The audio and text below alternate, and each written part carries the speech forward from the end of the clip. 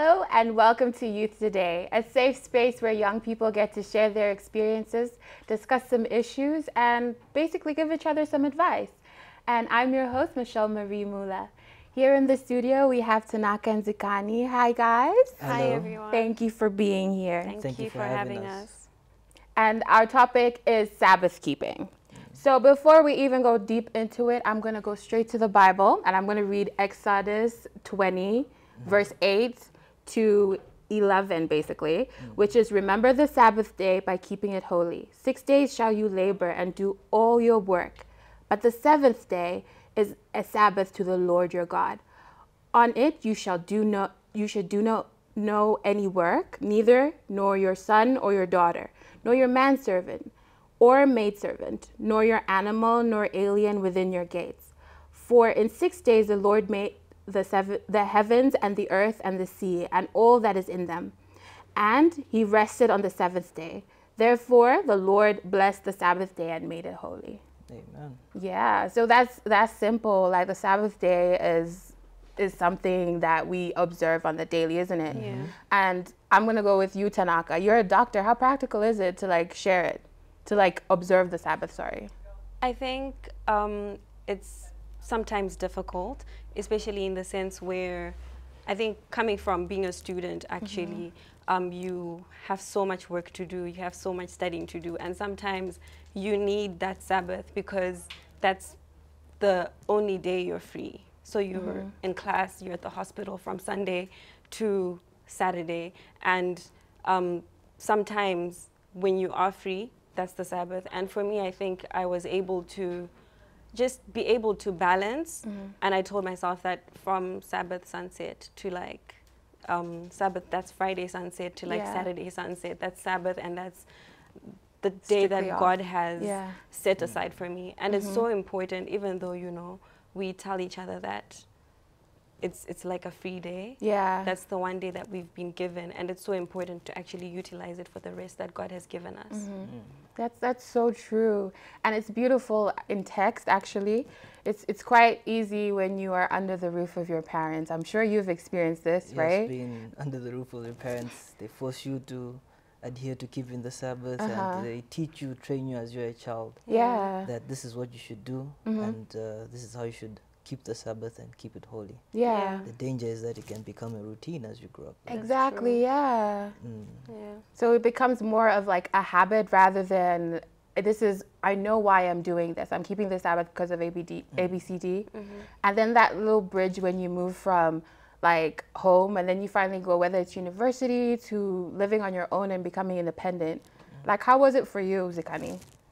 Well, it was a bit difficult. I shouldn't even lie that it came easy knowing that you've been trained to do this and to keep the Sabbath holy in this way and this matter. But as you grow up, that verse in Proverbs that says, train a child up when he's young, and when he's older you shall not part from it. It's true. All of a sudden you feel strange not observing the Sabbath. Yeah. Something in you actually tells you that, you know, something's not right. So that's my experience to being independent to then observing the Sabbath on your own. On my own. But did you have to like the best of my ability? Okay. yes, that's important, to the best of your abilities. Yes. Because I mean, we always expect ourselves to just keep this standard that if it's keeping the Sabbath, I'm going to keep the Sabbath always. And then when you just slip a little bit, we tend to fall into like a little bit of a habit where it's like, oh yeah, last week I broke the Sabbath. And it's the simple things, because mobile money, I don't know about you guys, I don't know what you think, but mobile money or like internet, like shopping and everything makes things a little bit less personal. Like do you get, like I found myself, I know, buying myself, whether it's paying for a bill, whether it's buying like something sometimes, and I forget, I'll be honest, I forget. And then it's the type of thing like before I knew why I was actually observing the Sabbath. So it was one of those things like I would forget and I'd be like, oh no, it's just online. I'm not going to a store. Like, have you guys had that? Yeah, definitely. Yeah? Is it resting though, shopping online? It's not. It's not resting because you're still purchasing things on a Sabbath. And I think we're not supposed to purchase things on Sabbath. We're not supposed to do certain things. We're supposed to rest in Christ. Yeah. And so the moment we start doing things that we do during the week, things that we're supposed to do from Sunday to Friday, then we're breaking the Sabbath. Yeah, because it basically says that we should refrain from doing anything else but only focusing on the Lord's work, which is like basically from sunset on Friday. Yeah. That means shutting off everything, whether it's social media, because you get those notifications if you're a football, as you can tell, I'm already a football fan. So it's like I get notifications. So it's like simply just, what would you do in that situation? Well, you have to be above it. You have to be above it in principle. Practically, you have to try your best not to look at your phone, not to check those notifications, and just stay away from it. Yeah. That's the best I can say. Just try to stay away from it, because I have the same temptation where on Saturday Manchester United is playing, and you. Luckily enough, we've been playing on Sundays a lot, but either way, you have been keeping the Sabbath. Yeah. But yeah, you check your notifications and you're like, oh, okay, I'm not supposed to be focusing on this game at the moment. I need to focus on keeping the seventh day holy in its right. Yeah. Yeah. That's true. And it's basically just being on top of the game for you. If it's your notifications, you know that you look at your phone often, you could literally just put like it on do not disturb, or just tailor your Twitter, like turning off your notifications. Don't you think? Yeah, you can, but like I feel like sometimes just switching off your notifications is not enough, because you're still going to go to your phone and you still have those apps coming up. Yeah. So you see your Twitter, you see your Instagram, you see your WhatsApp. What are you then doing in that situation? Are you going to click on the apps and tell yourself, you know, it's okay? Yeah. Or are you just going to switch off your phone completely? Okay. Yeah. Yeah. I wanted to point out something interesting about that verse, about keeping the Sabbath. Usually we focus on keeping the Sabbath on Saturday, the seventh day, from Friday sunset to Saturday sunset. Yeah. But have you ever taken note of the 6 days? Actually, this just came to someone was preaching last Sabbath on the 6 days, Exodus chapter 20. Do you know that if you do not labor in those 6 days, this is the point of view, You can't rest. you can't rest on the Sabbath. Yeah, yeah. So if you're not laboring on the 6 days, you're actually also breaking the Sabbath. That's true. So if you don't have work to do, say like on Sunday, and you're just resting, like just sleeping, you're breaking the Sabbath. But like, in what sense? The whole commandment. You should look at the whole commandment as a whole, not just selecting parts of it. Okay, like so this section of it. Well, yeah, 6 days you shall labor. Sunday, find something to do. Monday, same thing. Monday, the same thing. Tuesday. Wednesday, Thursday. But when it comes to Friday sunset, you rest. You rest. So you can only, it's a little bit like a reward basically to yourself even. Yes. Because sometimes we may look at it as the Sabbath, oh, I have to put everything away. And like, if you're a workaholic and you love to work every day, it's like, oh, I have to who's going to check my emails and all of that. But it should be more of a reward that if you do really stick to the whole verse, you're laboring throughout the whole week. So I have a question to do with that. So ideally on Sabbath, we come to church in the morning and we come back for afternoon programs. And sometimes you find that can be quite tiresome in itself. And I think one problem I used to have was that I used to choose to sleep through my Sabbath afternoons because that was the only time I actually got to rest. But at the same time, I realized that that's not the rest that we're actually being told to do. And so why would it be so wrong to, you know, observe the Sabbath and then set aside my Sunday for rest, be it sleep or whatever it is? Then that brings up the question of what type of rest are you doing on Sabbath? Mental. In that case, it would be mental rest, wouldn't it? It also has to be physical rest. But then how can you refrain from that if you are an elder at church or you're serving at church? But that's not regarded as work. But it's still physical work because those deacons be moving chairs, bro. Exactly. That's serving. And in fact, the Bible, it says labor, which the original Hebrew translation, I've just forgotten the particular word for it, but it's supposed to be translated to serve. So even in the weekdays, you're supposed to serve in terms of like stewardship, and you're taking care of the things for the Lord as because you're laboring and you're working for things, not for yourself, but for the Lord. So the same seventh day where you're supposed to rest. Okay, but what kind of rest are we talking about? Physical, mental, rest could be me just relaxing emotional, at home and deciding I'm just going to rest today and I'm not going to do anything. But the verse also says observe the Sabbath. Okay. With that one, I think I'm going to look for a verse for y'all. Because there's a verse in Isaiah that says, we're going to read it. We're going to read it actually after the break. Okay? And I think it's going to answer all of like that question, because that's also got me thinking and it reminded me of a verse. So thank you, everybody. We're going to now just go away for a little break and we'll be back shortly.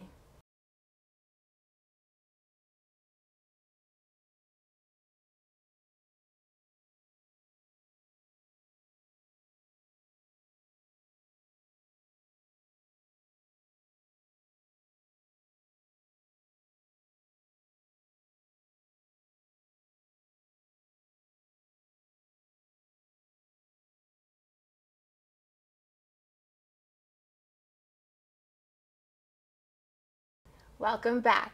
So I found the verse for you guys. It's Isaiah 58, verse 13. If you keep your feet from breaking the Sabbath and from doing as you please on my holy day, if you call the Sabbath a delight and the Lord's holy day honorable, and if you honor it by not going your own way and not doing as you please or speaking idle words, then you will find your joy in the Lord, and I will cause you to ride on the it even has a bonus. And I will cause you to rise on the heights of the land and to feast on the inheritance of your father Jacob. That was the Lord speaking to Jacob. But it's basically saying that we should keep away from our own will, our own way. So even if it's carrying those chairs and the pews, you can do that as long as you're serving for the Lord. I think it's in black and white. I think that brings me back to the question you asked me earlier on about what you would do as a doctor. I think something that I find consolation in is the fact that when we're in the hospital, we are actually serving people. And so in that sense, it's okay. And I remember having a discussion with someone and they told me that if you do have to work, say you're on call or something on the Sabbath, then whatever money that you would have made on that day should go to charity. I don't know how practical it is. I was about to say. But ideally that should be what happens. So you basically spend the day serving others. Okay. That's interesting. Because like I've also struggled with that. Because there's certain careers doctors, nurses, and I guess even soldiers who are fighting like on the front line.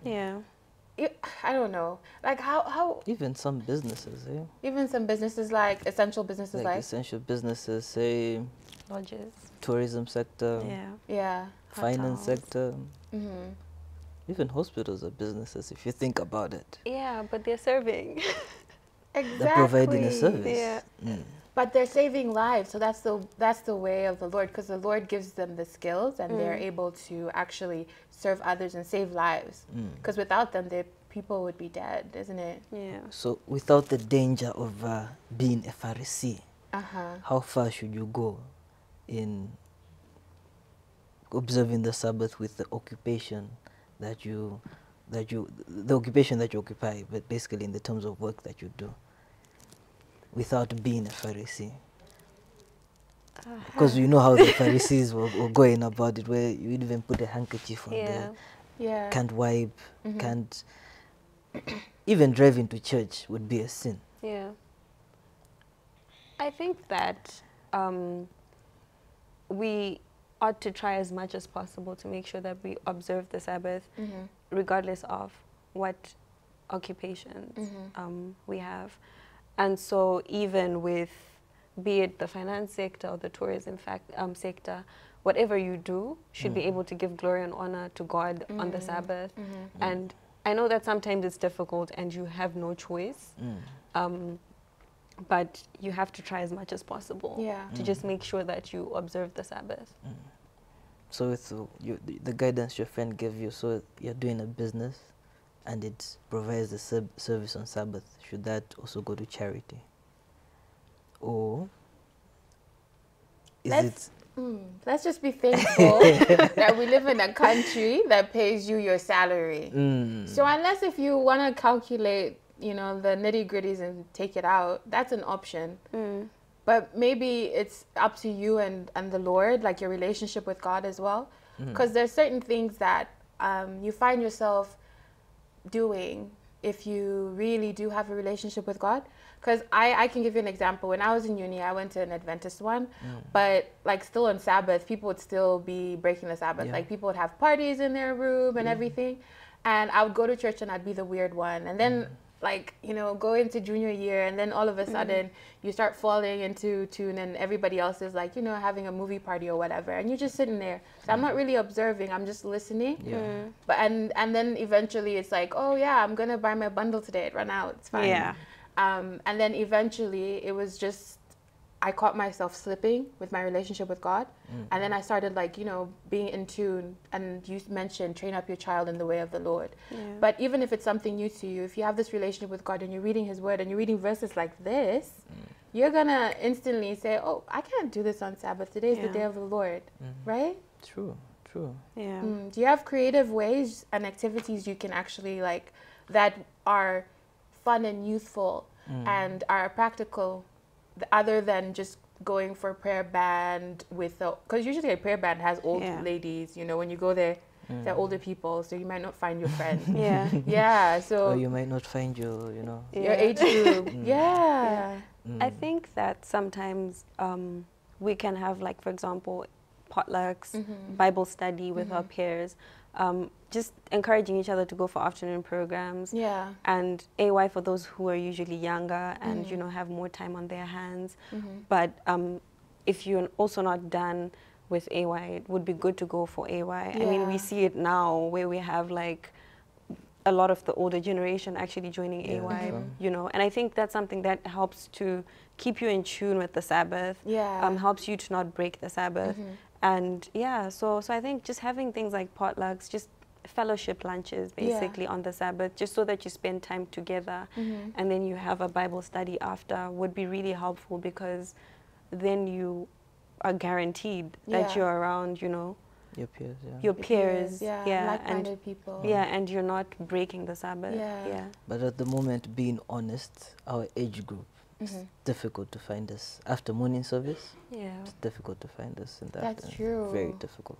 I mean, the problem is, okay, I will say on my part, when I see my mom and dad at like Adventist youth, I don't want to go because we spend enough time together, honestly. So it's like if I'm going to church and my parents are also wearing the AY uniform, it's like, and then you see like some old people, some grandparents in there, and they're in your class.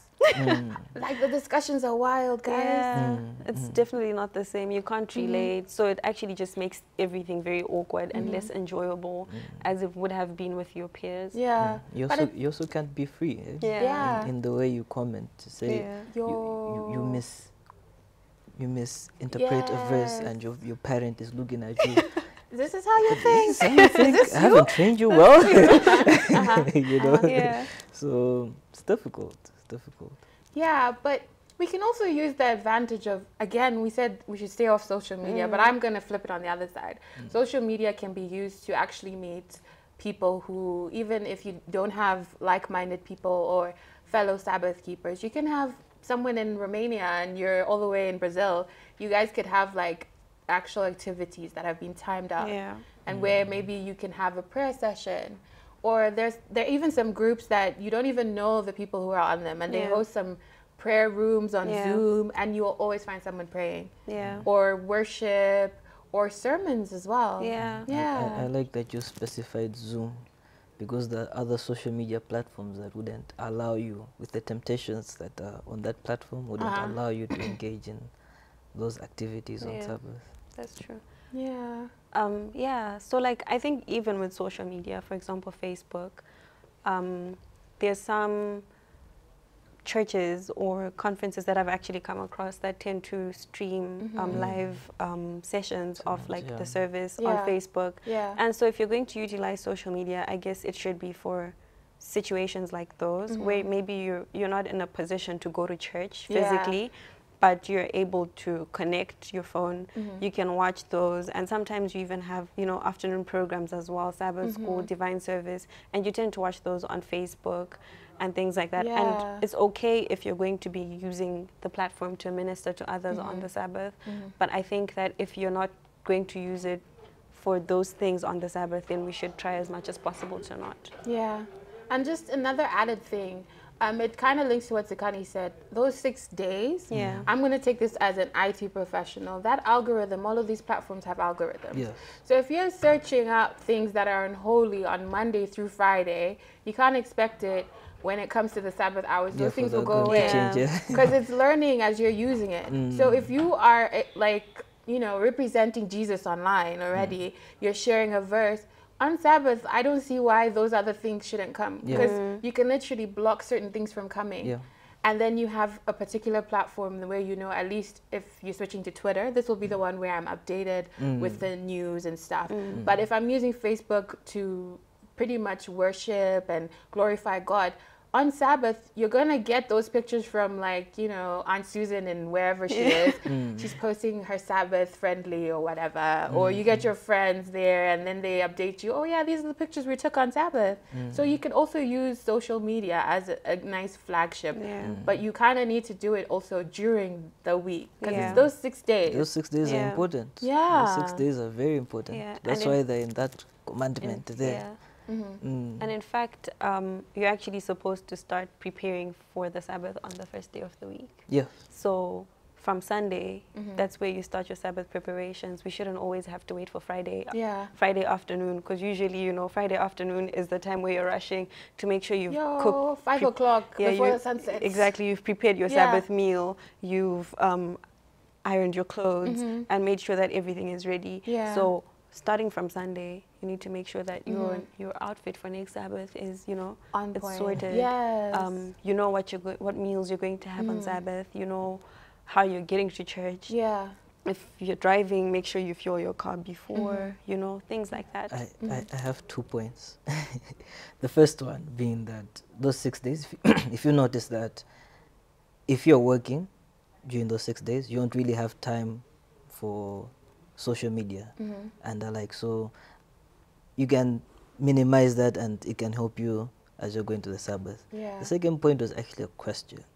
Is there something wrong with cooking on the Sabbath itself? Cooking a meal for the Sabbath?